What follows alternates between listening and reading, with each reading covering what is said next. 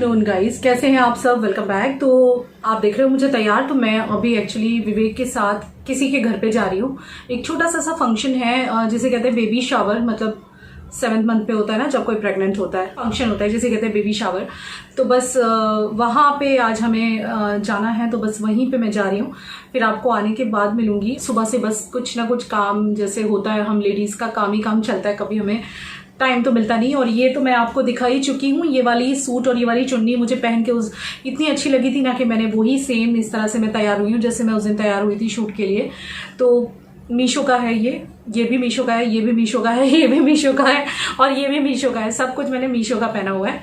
तो चीज़ें तो अच्छी होती हैं वहाँ की, इसीलिए मैं बारंबार पहनती हूँ, अदरवाइज मैं क्यों पहनूंगी। और अभी हम लोग जाके आते हैं फंक्शन में। So I am back from the function. हम लोग घर पे आ गए हैं और यहाँ देखो आप, टाइनी टॉट्स हमारे बैठे हुए कुछ ना कुछ कर रहे हैं। ये दोनों नहीं आए थे, हम दोनों ही गए थे अकेले, बस फटाफट जाके आ गए हुए हैं। चलो मिलती हूँ आपको। वैसे अभी टाइम हो रहा है 6:30 बजे का और आपको मैं तैयार दिख रही हूँ क्योंकि मैं बाहर गई थी। आके मैंने कपड़े वपड़े चेंज किए हैं। ये है क्लोविया का, जो क्लोविया में से मुझे आए हैं नाइट ड्रेसेस, तो बस वही पहन लिया है क्योंकि अभी मुझे कहीं बाहर नहीं जाना है। बाहर से आके मैं हो गई हूँ फुल्ली टायर्ड। और ये टाइनो, आ जाओ टाइनो, हेलो करो टाइनो सबको। Hello guys. पूछो कैसे हो आप लोग। कैसे हैं आप लोग। Welcome to our channel. Welcome to our channel. इसलिए आप ये सॉरी आप ये डार्क लिपस्टिक देख सकते हो क्योंकि मैं बाहर जाके आई हूँ अभी। और अब मैं करूंगी कपड़े तय। अगर कहीं बाहर चले जाओ तो फिर वापस आने के बाद इतना सारा काम हो जाता है। तो फिर चलिए अब मैं कपड़े की तय लगाती हूँ। हमारे गुजरात में कहते हैं घड़ी लगाना यानी कि तह लगाना। yes. तो बस अब मैं ये तह लगाऊंगी। इसका प्रिशा का फ्रॉक है, पीच कलर वाला, जो इसने पहना था सापुतारा में, आपको याद होगा, ये लेके गई थी। तो बस ऐसे है। अभी सुबह से तो मैं आपसे ज्यादा बात नहीं कर पाई, टाइम ही नहीं मिला है गाइस। तो अब बस शाम का ये ब्लॉग होगा और या फिर इसको मैं क्या करूंगी, कल के लिए कंटिन्यू कर दूंगी तो भी चलेगा। और चाय आजकल हम लोगों ने सबने पीनी कम की हुई है। तो प्रिशा बना रही है टैंग। थोड़ा सा बाहर से आके ऐसा टाइट सा लगता है ना, तो टैंग बूस्ट अप तो कर देता है। या तो प्रिशा टैंग बना रही है। मैं कहा चलो थोड़े कपड़े तय लगा लूं। आपके यहाँ क्या चल रहा है। yes. कैसे चल रहे हैं त्योहार आपके यहाँ। त्योहारों का सिलसिला, त्योहारों का मौसम चल रहा है। हाँ तो बहुत अच्छे चल रहे हैं। हमारे बहुत अच्छे चल रहे हैं। देखो आज आपसे अभी बात कर रहा है, आज अभी बात करने के मूड में। पढ़ाई की तुमने। मैंने 5 घंटे पढ़ाई की है। तुम इधर आओ। तुम कहते हो 5 घंटे, पढ़ते हो 2 घंटे, बाकी के घंटे तुम कभी यूट्यूब, कभी कभी देखना, कभी खेलना, कभी ये करना, कभी वो करना। अभी 6 बज रहे, बाकी सब अभी 6 बज रहे, मैं 12 बजे बैठा था। मैं बहुत पढ़ा मम्मी, और जरूर मत करो। चलो इसमें से ना तुम्हारे वो करो, ये तो दीदी के हैं, ये रखे रहने दो। तो बस हमारी बातचीत तो हमने आपसे कर ली। अब हम ये कपड़े जितने भी हैं दोनों मिलके अरेंज करेंगे। कई बार जब मैं इस तरह से काम कर रही होती हूँ तो अभी को छोटे से काम करने के लिए कहती हूँ, सो दैट वो ना अपने बच्चों में एक वाली फीलिंग आती है, feeling of responsibility, feeling of like कि उनको कुछ काम दिया है तो उसको कंप्लीट करना है पूरी जिम्मेदारी के साथ। वो एक फीलिंग आती है बच्चों में।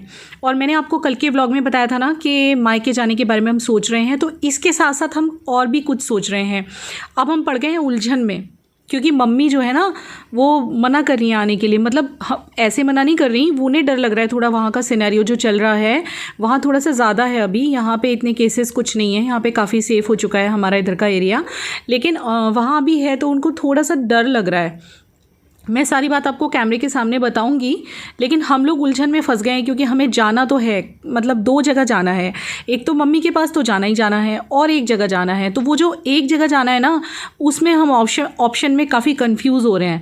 तो आपकी हेल्प चाहिए। अब आप ही इस उलझन को सुलझाओ कि हम क्या करें, कहाँ जाएँ। वो जो बाकी की दोनों जगह हैं उसमें से एक जगह बताइएगा, या फिर कोई अगर और ऑप्शन है आप सजेस्ट कीजिए कि आप क्या देखना चाहते हो। वैसे हमें तो जाना ही है, कहीं ना कहीं मन है बहुत ज़्यादा जाने का। देखते हैं फिर। चलिए कैमरे के सामने आपको बताऊंगी पूरी बात, अभी मैंने आपको सिर्फ आधी बात बताई है। गाइस, तो आज हमारा प्लान है पोहा खाने का। तो यहाँ देखिए पोहा भिगोया है ये विवेक ने, और विवेक ने ही मुझे सब कुछ कट करके दिया है। प्याज पोहा बन रहा है, मतलब कि नॉट आलू वाला, प्याज वाला जो बनता है वो बन रहा है। तो उसके लिए हरी मिर्ची और प्याज विवेक ने कट करके दिया है मुझे।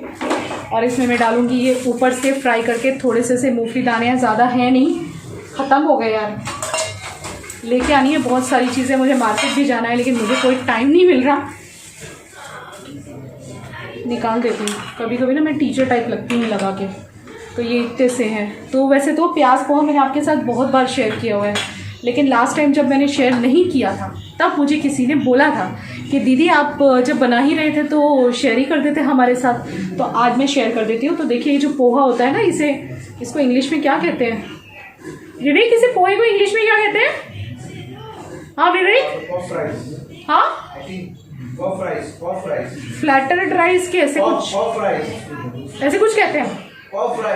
अच्छा, तो ये वो है, मतलब मैंने भिगो दिया पोहा जिसे कहते हैं यार, मार्केट में मिलता है, किराने पे कहीं भी मिल जाएगा। मैंने भिगो दिए हैं, विवेक ने भिगोए हैं मेरे लिए, और इनको 1-2 बार पानी से धो देना होता है, और ऐसी छलनी होती है तो उसमें रख दो ना, पानी निकल जाएगा आराम से। इसके बाद आप चाहो तो आलू पोहे बना सकते हो, तो इसमें थोड़े से आलू भी छोटे छोटे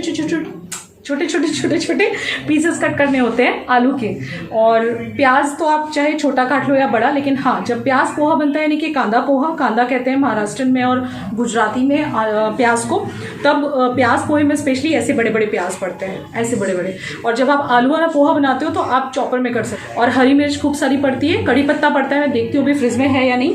तो आज आलू घर में हो गए हैं ख़त्म, तो इसीलिए आज प्याज पोहा बन रहा है, नहीं तो बनता आलू पोहा। चलो स्टार्ट करते हैं। मैं फ्रिज में देखती हूँ पहले कड़ी पत्ता है या नहीं, क्योंकि कड़ी पत्ते के बिना ना मज़ा नहीं आता। और किचन थोड़ी सी साइड से मैसी हो रही है क्योंकि यहाँ बर्तन पड़े हुए हैं, साफ़ करने बाकी है, अभी करूँगी मैं बाद में खाना बना के। है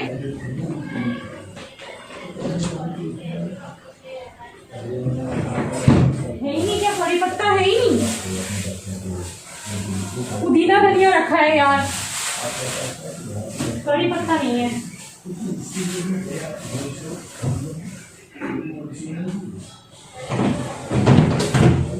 ये तो बिल्कुल बेचारा सूख गया,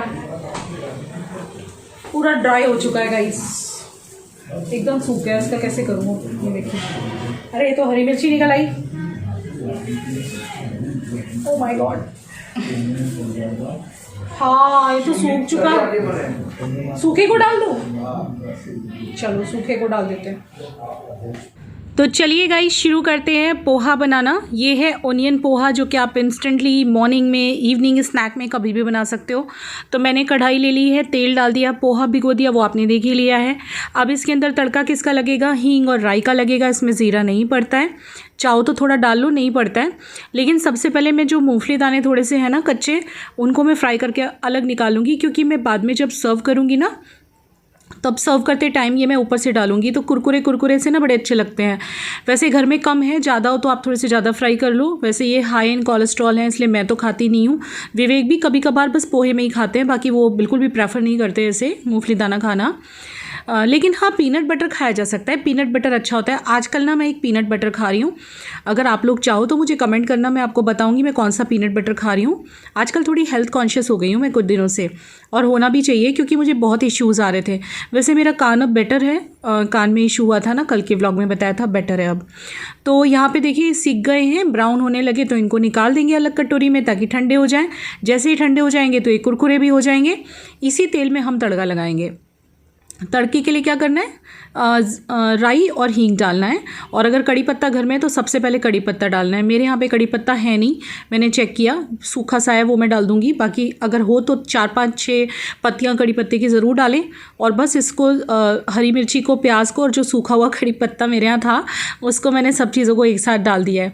तो ये वाला जो स्नैक है ना, अगर आप इसमें आलू डाल दोगे तो ये आलू पोहा हो जाएगा। अब आज आलू घर में नहीं है तो सिर्फ प्याज वाले पोहे बन रहे हैं, लेकिन ये स्नैक में ना, कभी आपके पास अगर इतना भी टाइम ना हो ना कि आलू कट करना है, छोटा छोटा कट करना पड़ता है ना आलू पोहे के लिए, तो आप ऐसे कांदे पोहे यानी कि अनियन पोहे बना के खा सकते हैं शाम के स्नैक में, मॉर्निंग स्नैक में। लंच बॉक्स रेसिपी भी बहुत अच्छी है ये। तो मेरे जितनी देर में प्याज भून रहे उतनी देर में मैं क्या करूँगी, जो ये मेरे भिगोए हुए पोहे हैं, जिसे फ्लैटेंड राइस कहते हैं, मैंने बाद में चेक किया था, उसमें मैं ऊपर से ही यहाँ पे नमक डाल दूँगी। मैं सारी चीज़ें यहीं पे डाल देती हूँ, चाहो तो आप कढ़ाई में डालो, पर मैं यहाँ पे ही डालती हूँ। पहले से ऐसे बनाती चली आई हूँ, इसलिए मैं अपना तरीका चेंज नहीं कर रही हूँ। तो मैंने नमक डाला, नींबू भी मैं यहीं पे डाल दूँगी और हल्दी भी यहीं पे डाल दूँगी। लेकिन अगर आपको पसंद नहीं आ रहा हो ना ये तरीका, तो आप कढ़ाई में भी डाल सकते हो, ऐसा कुछ हार्ड एंड फास्ट रूल नहीं है। तो यहाँ पे मैं नींबू डाल दूँगी अब इसमें, और नींबू जूस कम से कम आधा तो पड़ेगा ही, मतलब आपके टेस्ट के अकॉर्डिंग आप कर सकते हो, कुछ लोग को ज़्यादा खट्टा लगता है, अच्छा लगता है तो। और बस अब इसको ये हल्दी भी मैंने इसके ऊपर डाल दी। अब जैसे हमारी प्याज फ्राई हो जाएगी तो सारी की सारी चीज़ें मैंने मतलब पूरा पोहा जिसके ऊपर मैंने हल्दी नमक नींबू डाल के रखा था वो कढ़ाई में डाल दिया है। और बस अब इसको मिक्सिंग का काम करना है प्रॉपर, गैस हल्की करके। ये बार बार मेरी कढ़ाई हिल रही है तो उसको पकड़ना पड़ेगा साइड से, और मुझे हल्दी कम लग रही है तो हल्दी आप ऊपर से भी डाल सकते हो, ऐसा कुछ नहीं है, बस थोड़ी देर उसको आपको फ्राई करना पड़ेगा, वैसे भी वो तो करना ही पड़ता है, सो दैट प्रॉपर गर्म भी हो जाए और भुन भी जाए, पूरा पोहा मिक्स भी हो जाए मसालों के साथ। तो बस इसे ही कहते हैं कांदा पोहा। और सर्व करते टाइम आप इसमें ऊपर से रॉ ऑनियन डाल सकते हो कट करके, सेव डाल सकते हो, जो सेव होती है ना, या फिर मूंगफली दाना। देखिए मैं किस तरह से सर्व कर रही हूँ, दिखाती हूँ आपको। कंप्लीट हो गया, कलर भी बढ़िया सा आ गया, थोड़ी सी हल्दी और ऐड कर दी थी। इसमें शुगर नहीं जाएगा, लेकिन अगर आप आलू पोहे बनाएंगे तो उसमें थोड़ा सा शुगर जाता है, लेकिन ओनियन पोहे में शुगर नहीं जाता है। तो यहाँ पे देखिए पूरा तैयार है ये। अब इसको मैं गार्निश करूँगी। I will garnish it with save. जो सेव होती है ना बेसन की पतली वाली, वो मैंने मंगा के रखी हुई हैं, वो इसके ऊपर बहुत अच्छी लगती हैं। तो ये देखिए मैं वही स्प्रिंकल कर रही हूँ, और इसके साथ साथ जो मूंगफली दाने हैं वो भी डाल देने हैं, और धनिया पत्ती तो हम कैसे भूल सकते हैं, मैं भूल गई, अभी मैं कट करके वो भी डालती हूँ। तो ये मैंने कट कर ली, ये देखिए। और हमारा तैयार है अनियन पोहा। कितना खूबसूरत लग रहा है, देख लो आप। खाने में भी उतना ही डिलीशियस लगता है, और ये बहुत लाइट फूड है। आजकल रात को हम लोग लाइट फूड ही खाते हैं, आजकल क्या पहले से खाते हैं। कुछ लोग कहते भी हैं कि ये क्या आपका डिनर हो गया, लेकिन हाँ गाइस, गुजरात में सब लोग रात को लाइट ही खाते हैं, और अच्छी हेल्थ के लिए ज़रूरी है कि हमेशा डिनर लाइट होना चाहिए, अकॉर्डिंग जैसे मुझे पता है। तो हम लोग तो रात को लाइट ही खाना पसंद करते हैं। कभी कभी वंस इन अ वाइल हम ऐसे खा लेते हैं कि भाई उस दिन कॉर्न पुलाव हो गया पनीर वाला या समथिंग, कभी कोई स्पेशल डे हो, बट जनरली वी ट्राई कि हम ऐसे लाइट फूड ही खाएं।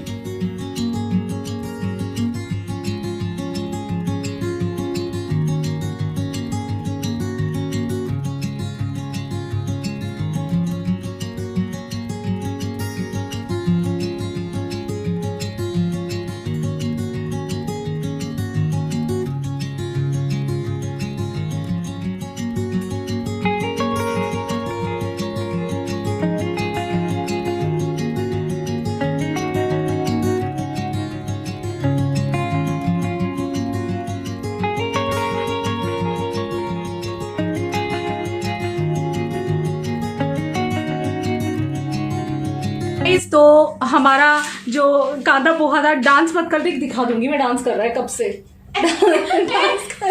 दिखा दिखा कौन सा वाला डांस है।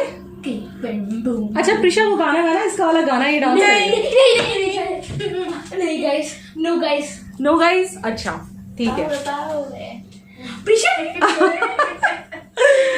अच्छा गाइज, अभी 9:15 का टाइम है और हमारा कांदे पोहे खाने का प्रोग्राम हो चुका है। हमने पोहे खा लिए हैं, मजा आ गया, अच्छे बने हुए थे। खुद की तारीफ कर रही हूँ, चलो इनसे पूछ लेते हैं कैसे बने थे। टेस्टी, लजीज। लजीज। प्रिशा कैसे बने थे। अमेजिंग। नीचे क्यों बैठी है, सब बोलेंगे कि रुचि दीदी ने बेटी को नीचे बिठा रखा है। मम्मी कितना जुर्म करती है मुझ पे। अच्छा मैं बता रही थी आपको कि ये पोहे अच्छे बने हुए थे, मतलब इस तरह से आप कभी भी एकदम इंस्टेंट वाला नाश्ता चाहिए हो तब ये बना सकते हो आप। और अभी मैं गई थी नीचे वॉक करने के लिए, यानी कि हमारा जो खाना है वो 9 o'clock हो गया था, अभी नहीं 9:15 बजे हो गया था, 8:45 को, और उसके 15 मिनट के बाद हम वॉक करने गए थे। तो 20 मिनट वॉक करके आए, 9:20 हो रहे हैं अभी। थोड़ा सा वॉकिंग किया। कभी कभी मेरा मन करता है, रोज तो मैं नहीं जाती, लेकिन हाँ मुझे पता है मुझे जाना तो चाहिए, क्योंकि हेल्थ भी ज़रूरी है। कहते हैं हेल्थ इज़ वेल्थ, वो भी बहुत ज़रूरी है। और अब मैं फाइनली मुंह धोऊंगी, ये लिपस्टिक निकालूंगी, बहुत डार्क है पर मुझे अच्छा लगा ये शेड। और ये बिल्कुल भी ऐसा नहीं है जो वो हो जाए ना, मतलब सूखे सूखे हो जाते हैं लिप्स। लिक्विड लिपस्टिक है लेकिन बिल्कुल भी अनकंफर्टेबल वाली नहीं है। ये कौन सी पता है, मैंने आपके साथ रिव्यू शेयर किया था, NY Bae की लिक्विड लिपस्टिक जो नई लॉन्च हुई है, primer plus matte liquid NY Bae, वो वाली है ये, उसका रेड शेड है, बहुत अच्छा लग रहा है। तो क्या हो गया कि देख रहा है, कभी कभी व्लॉगिंग करती हूँ मुझे देखता रहता है ये बंदा। क्यों देखता है मम्मी को ऐसे ही?